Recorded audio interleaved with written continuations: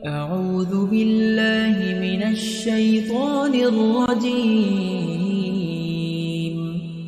بسم الله الرحمن الرحيم الرحمن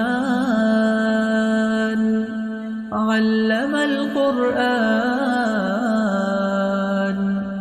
خلق الإنسان 13তম দিন, আমাদের ট্যুরের শেষ দিন। রাত 3টায় আসলাম রিয়াজুল জান্নাতে দ্বিতীয়বার প্রবেশের জন্য। অনেকের সাথে প্রবেশ করলাম। النجم والشجر يسجدان والسماء رفعها ووضع الميزان ألا تطغوا في الميزان وأقيموا الوزن بالقسط ولا تخسروا الميزان والأرض وضعها للأنام فيها فاكهة والنخل ذات الأكمام والحب ذو العصف والريحان। সেদিন একেবারে নবীজির রওজা মোবারকের সাথে নামাজ পড়লাম। যেহেতু আগে একবার এসেছি তাই জায়গাটি পরিচিত। দুরাকাত করে কয়েকবার নামাজ পড়লাম, মোনাজাত ধরলাম আর আল্লাহকে বললাম, হে আল্লাহ, পৃথিবীতে তুমি আমাকে জান্নাতে প্রবেশের সুযোগ করে দিয়েছো, আখিরাতে কেন তুমি আমাকে জান্নাতে প্রবেশ করাবে না? নিশ্চয়ই তুমি আমাকে আমার পরিবার সহ জান্নাতে প্রবেশ করাবে, আমিন। এই স্থানকে জান্নাতের বাগান ঘোষণা করেছেন বিশ্বনবী সাল্লাল্লাহু আলাইহি ওয়াসাল্লাম। হযরত আবু হুরায়রা রাদিয়াল্লাহু তাআলা আনহু বর্ণনা করেন, রাসূলুল্লাহ সাল্লাল্লাহু আলাইহি ওয়াসাল্লাম বলেছেন, আমার ঘর ও মিম্বারের মধ্যবর্তী স্থান জান্নাতের বাগানগুলোর একটি বাগান। রিয়াজুল জান্নাতের ভেতর কয়েকটি স্তম্ভ বা খুঁটি রয়েছে, সেগুলোকে রহমতের খুঁটি বলা হয়। এই স্থানে নামাজ আদায়ের বিশেষ ফজিলত রয়েছে। হাজিরা এই স্থানে নামাজ ও ইবাদত বন্দিগি করে নিজেদেরকে ধন্য করেন। মেহরাব নববী হল নবীর মসজিদের 6টি মেহরাবের একটি। এটি মসজিদ আল নববীর একটি স্মারক মেহরাব ছিল, যেখান থেকে নবী মুহাম্মদ সাল্লাল্লাহু আলাইহি সাল্লাম নামাজে নেতৃত্ব দিতেন। নবীজির মিম্বার দেখতে দেখতে বের হলাম। এটি সেই স্থান যেখানে বিলাল হাসাবি আজান দেওয়ার জন্য নবীর মসজিদের দেয়ালের উপরে দাঁড়াতেন। ফজর নামাজ পড়ে চলে আসলাম রুমে। বাচ্চাদের মাকে রিয়াজুল জান্নাতে প্রবেশের জন্য লাইনে দাঁড় করিয়ে দিলাম। পুরুষদের আলাদা সময় এবং মহিলাদের আলাদা সময়। আমি বাইরে অপেক্ষা করলাম। কিছুক্ষণ পর সে বের হলো। আলহামদুলিল্লাহ, আল্লাহর কাছে শুকরিয়া জানালাম, সেও রিয়াজুল জান্নাতে প্রবেশের সুযোগ পেয়েছে। নিজেদেরকে ধন্য মনে করলাম। আমরা চললাম হোটেলের দিকে।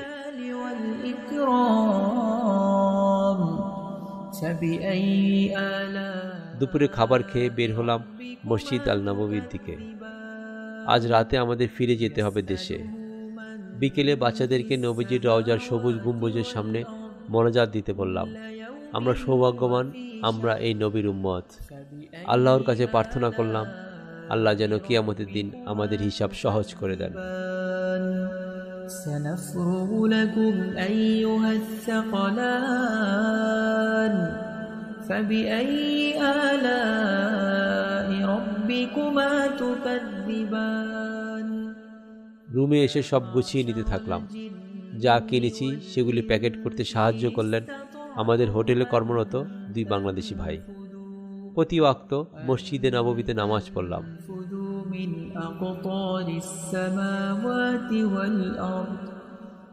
বিমানে চললাম দেশে আসার উদ্দেশ্যে। আর ভাবতে থাকলাম, প্রত্যেক মুসলমানের জীবনে এমন কিছু মুহূর্ত আসে যেগুলো হৃদয়ের গভীরে চিরকাল আঁকা থাকে। মক্কা মদিনার এই 2 পবিত্র শহরের স্মৃতি যেন এক অসীম সুখ, শান্তি আর প্রশান্তি দিয়ে পূর্ণ হয়ে থাকে। এই শহরগুলো শুধু ভৌগোলিক অবস্থান নয়, বরং ইবাদতে, ত্যাগে এবং আল্লাহর রহমতে পূর্ণ এক অনন্য অভিজ্ঞতা। এই পবিত্র সফরের প্রতিটি পদক্ষেপ, প্রতিটি মুহূর্ত আমার জীবনে এমন এক মণিমুক্তা হয়ে থাকবে যা কখনো ম্লান হবে না। আর থাকবে কবির ভাইয়ের কথা, যিনি আমাদেরকে এই সফরে সর্বদা পথ প্রদর্শক হয়েছিলেন। জাহান্নামীরা যখন খেতে চাইবে তখন আল্লাহ তাদেরকে খাদ্য হিসাবে এই জাক্কুম গাছ দিবে। প্রিয় ভাই বোনেরা, এটাই হলো সেই ঐতিহাসিক টাইমের স্পট আকর্ষণীয় এখানে রয়েছে পিছনে পতিত সেই বুড়ির বাড়ি এবং সেই পাথর, ঝুলন্ত পাথর এবং মসজিদে রাসূল সাল্লাল্লাহু আলাইহি সাল্লাম।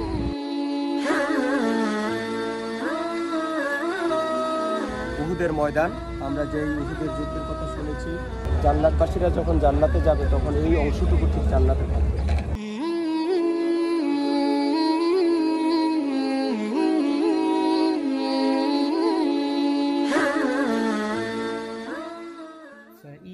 মক্কা, যেখানে পবিত্র কাবা শরীফ অবস্থিত, পৃথিবীর সবচেয়ে পবিত্র স্থান।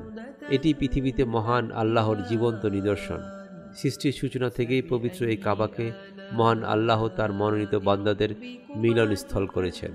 ভৌগোলিকভাবেই গোলাকার পৃথিবীর মধ্যস্থলে কাবার অবস্থান, যা পৃথিবীর কেন্দ্রস্থল হিসাবে বিবেচিত। সেখানে গিয়ে কাবার দিকে তাকালে যে অনুভূতি হয় তা ভাষায় প্রকাশ করা সত্যি কঠিন। কাবা ধরা, তাওয়াফ করা, সাই করা, এই অনুভূতিগুলি এক একটি চিরকাল স্মৃতি হয়ে থাকবে। আর উমরা সম্পন্ন করার পর যে আত্মিক শান্তি, তৃপ্তি ও প্রশান্তি যেন আমার জীবনে অমূল্য সম্পদ হয়ে যায়। আরাফার ময়দানে দাঁড়িয়ে হাত তুলে দোয়া ও মোনাজাত করা, আল্লাহর কাছে চাওয়া এক অদ্ভুত অনুভূতি। মদিনা, যেখানে প্রিয় নবী শায়িত আছেন, তার রওজা শরীফের পাশে গিয়ে সালাম দেওয়া, এটা একটা গভীর অনুভূতি।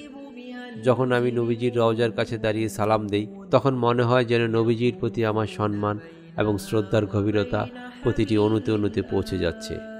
সেই মুহূর্তে এক অদ্ভুত প্রশান্তি হৃদয়ে ভর করে। মদিনার মসজিদে নববীর এক বিশেষ স্থান রিয়াজুল জান্নাত। সেখানে গিয়ে নামাজ পড়া, মহান আল্লাহর কাছে দোয়া করা এবং নিজেকে সেখানে আরও একবার পরীক্ষিত মনে হয়। আমি জান্নাতের এক অংশে প্রবেশ করেছি, এক জীবনে আরেকটা দারুণ অনুভূতি।